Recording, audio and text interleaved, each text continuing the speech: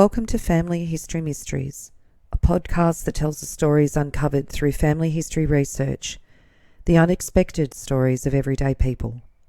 I am an avid family historian who has been compiling my family tree for over 15 years, with nearly 20,000 people recorded in my trees. And please put a review on my podcast. That will certainly help in getting the word out there and creating more listenership. Episode 173, The Super Crook. Part 4. Now, another interesting take as well is that the Sydney-based family of Walter Thomas Porriett in 1997 questioned a link with Jack the Ripper. Porriett lived in London when the 5 murders that were attributed to Jack the Ripper took place, which was between August and November 1888. Now, this is interesting because I recorded an earlier episode which I titled, Was Jack the Ripper in Australia? This was episode 90, which ended up being in 4 parts. And this was Frederick Bailey Deeming, who also visited Australia in the late 1890s. So interesting that there's also another link to Jack the Ripper that's placed in Australia as well. So we know that he sailed to Brisbane on the 9th of November 1888, and this was the day that the 5th prostitute was killed. And it says there's a lot of circumstantial evidence, but nothing has ever been proved. It does say that Porriett was a convicted killer who lived in London when the 5 murders took place. So it was just an interesting aside, considering that I had done an episode on another man that did a very similar thing, was a fraudster, had a number of wives. The difference between Chadwick and Frederick Bailey Deeming is that Frederick Bailey Deeming killed his children and his wife in order to move on to marry another. So on the 23rd of August 1954 in the Sydney Daily Mirror, it says, a swindler who posed as a doctor left a trail of broken hearts. The amazing career of Andrew John Gibson. In March 1950, a dapper, energetic man who looked about 55 but was actually a sprightly 80-year-old arrived at Sofala in New South Wales to take up an appointment as a medical superintendent of the local hospital. Dr. Harry Darling impressed everyone as an efficient and experienced physician. He examined, treated and prescribed with the aplomb of a Macquarie Street specialist. Patients flocked to the hospital from all over the district, and they were astonished 3 months later when detectives from Sydney said that Dr. Harry was an imposter. As soon as the police arrived, the doctor fled. The little town became a centre of worldwide interest. Their medical superintendent had been one of the most notorious confidence tricksters ever to operate in Australia. His record stretched back 60 years and over 4 continents. This article says that he was born in Canterbury, England in 1870 and arrived in Australia before he was 20. And he left England one step ahead of arrest because he was passing rubber cheques that were signed with the name of a member of the royal family. His specialty was nervous disorders of women, and the handsome young Crook soon had no shortage of patients. All went under his personal attentions to a dewy-eyed society beauty with nerves which brought an angry husband on the scene. While he was in Sydney, Gibson collected £18,000 before legacies were found to be imaginary, and meanwhile he rented a mansion in Glebe and he married an eligible young heiress, which was Helen Scott. So he had various forged English wills with him in Sydney, and the socialites quickly believed him. There's a little more detail about how he managed to get parole from San Quentin prison. It says that he was awaiting transfer to San Quentin when he busied himself with an impressive-looking document. He bribed one of the visitors to the jail to present it at the office. The jail official to whom it was presented read it carefully, and it was a writ signed by a well-known judge, and it ordered that Gibson be released temporarily in the custody of the deputy sheriff to carry out investigations with a view to establishing his innocence. The procedure was unusual, but the jail official had no alternative but to carry out the instructions, and in the company of a deputy, Gibson walked out and made for San Francisco, and it was easy once he was in the city to give the deputy the slip. He made the mistake of staying in San Francisco though, so he was returned to San Quentin and had to serve out the rest of his sentence. And it says that with his last attempt at being a bogus doctor, that the detectives were sent out to investigate him, but Gibson disappeared out the back door and took a taxi to Bathurst and paid the driver with a crook cheque and escaped by train to Sydney. And then no more was heard for 2 years when he died in a comfortable Brisbane home at the age of 81. On the 22nd of October 1954 in the Braidwood Dispatch and Mining Journal, As in a pleasant Brisbane bungalow, one day late in 1952, an old man of 82 lay dying. By his side was his sorrowing elderly wife of little more than a year. There was an inherited fortune coming to him from England, he promised, and she would live in comfort for the rest of her days. "When you get the money, you can enjoy yourself, my darling," he tried to console her. "I won't be able to go, but you know I will be with you in spirit always." The woman sobbed as the man closed his eyes. He always said the nicest things, she told the friends who led her away from the death room. It wasn't till several months later that she learnt why her lamented husband was never at a loss to spout those nicest things that all women like to hear. He'd been practising them for over 50 years on hundreds of women over 4 continents. A Brisbane solicitor seeking to collect the fortune for the widow found that the documents he'd shown her, supposedly from the probate registrar in England, were forgeries. Her life savings, which she handed over to him to pay the stamp duty on a mythical fortune, had been swallowed by a cunning swindle. The CIB of Brisbane was called in, and detectives soon established that the dead man was a fugitive for whom police all over Australia had been searching. Instead of the respectable retired Englishman Walter Thomas Porriett, out here for his health as he claimed, he was the infamous Dr. Harry Cecil Darling, who in 1950 was exposed as a daring medical impostor and the greatest bunco artist and swindler of modern times.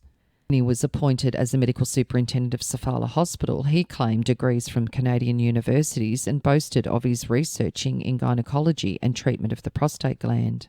They were all impressed with his delivery. He wrote prescriptions which were unhesitatingly filled by local chemists. They said that they were in well-written Latin and the same as any other doctor. "He seemed to know the jargon," one of them said. Then one day in May, detectives from Sydney called into the hospital to interview Dr. Darling as the New South Wales Hospital Commission was doubtful of his credentials. Dr. Darling was outed, and when they called, because he'd seen them alight from a car at the entrance and recognised the outward characteristics of their trade, he left the hospital by the back door and quickly got on a train to Sydney. After working for a short period as a male nurse at the Lepers Station on Peel Island near Brisbane, he'd met and married his last wife. On her savings, he lived at a luxurious rate to which he was accustomed until he died.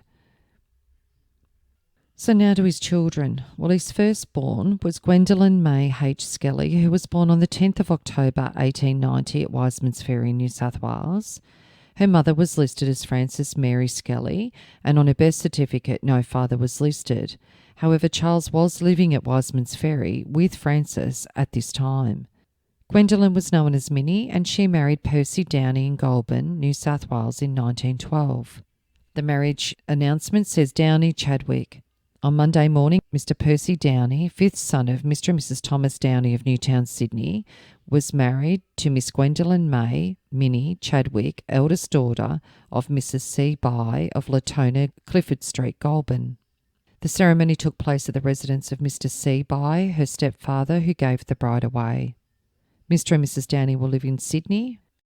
After Frances and Charles's divorce in December 1898, she married Charles Bye in Goulburn in 1900. He'd previously been married and his wife had died in 1896. So Charles and Frances's second daughter was born in 1892 in Canley Vale, New South Wales. Her name was Mary Ellen Chadwick and she was known as Nellie. Nellie married Walter Thomas Porriett, an ice carter and fishmonger, in 1912.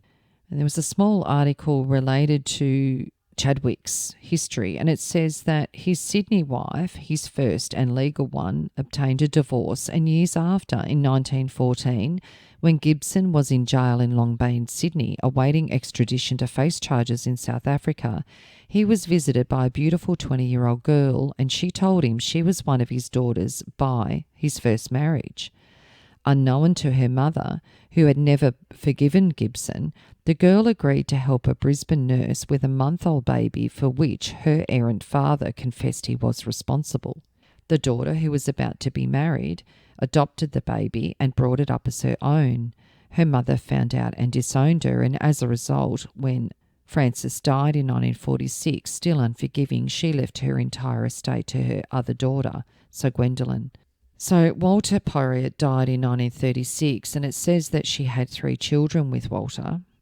And Walter Thomas Porriett, and it says in brackets Perriott, late of Hurstfield, he died at Katoomba as a result of injuries received in a motor car accident, so he was only 43. The 3 children that are listed by her was Walter Mervyn Porriett, who was born on the 23rd of February 1913 in Sydney. So that was after they married in 1912, and it's not a girl. So I'm not sure whether the indicator was that it was Walter that was the baby that her father and the Brisbane nurse had. Walter was a motor mechanic and he was later a bread carter, and he married Alberta Ada Maud Graham in 1932 and had 9 children with her. He divorced Alberta in 1971 and then married Betty and had 3 more children.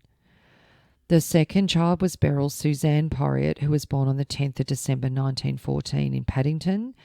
She married William Keith Small in December 1936 in Liverpool. She was 22 and William 40. They had a daughter, Beverly, in 1936 and owned and ran an orchard. Beryl died in June 1963 in Penrith, aged only 48. And the third child was John Porriett, who was born in 1926 in New South Wales. John was adopted. There may be a little bit of truth in the earlier statement with the date slightly wrong, so there's quite a bit of difference between just about married and in 1926, which is 14 years after they married. It is interesting though, because John Porriett was born at least 12 years after their second child. So this could very well have been the son of William Chadwick and the Brisbane nurse that's mentioned. So John Porriett was discharged from the army. He made a false statement. He said he was 4 years older than what he was, so he was under 21. And on the 18th of October 1950, John Porriett, October the 12th, 1950, late 2nd AIF, died at the Royal Prince Alfred Hospital. He was the dearly loved son of Mrs. Nellie Wallace and the late Walter Porriett of Katoomba, and loved brother of Walter and Beryl, Mrs. W. Small, at the age of only 24. So after Walter's death, Nellie married Frederick Williams, who was an Englishman, on the 12th of August 1938 in Wollongong, when Frederick was 51 and Nellie 42. And in June 1941, in her son's war record, Nellie was named Marion Nellie Williams and residing at DY Golf Links.